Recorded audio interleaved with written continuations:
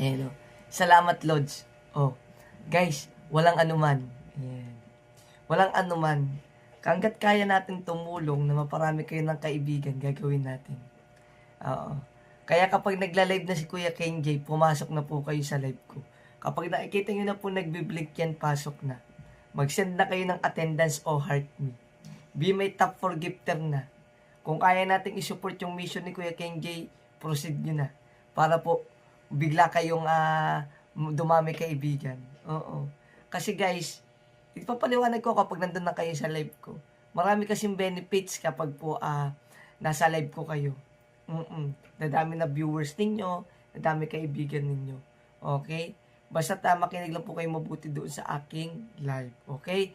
At dito sa content ito, gamitin ng proper engagement. Tapusin yung video pag natapos pusuan. Mag-comment. At to favors mag-repost. So comment section, lahat na nag-comment, kaibiganin, play na pa peps back or that.